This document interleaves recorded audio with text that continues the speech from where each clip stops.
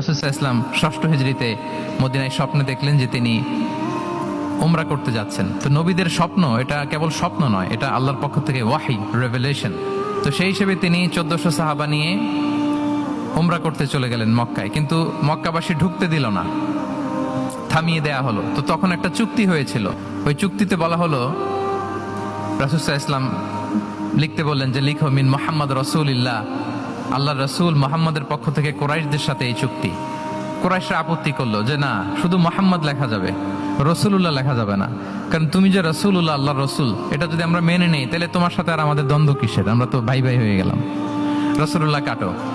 সাহাবারা কেউ রাজি হয় না, বিশেষ করে ওমরে ফারুক রাদিয়াল্লাহু তাআলা, উনি রাজি হয় না, না না এটা কাটা যাবে না। রাসূল সাল্লাল্লাহু আলাইহি ওয়াসাল্লাম অনেক বলে কয়ে বুঝালেন যে না, দীর্ঘমেয়াদী চিন্তা করতে গেলে আমাদের এখন একটা শান্তি চুক্তির দরকার আছে, যাতে করে আমরা আমাদের গ্লোবাল নেভিগেশন সিস্টেম, দাওয়া সিস্টেমকে আরো স্ট্রং করতে পারি। অনেক বলে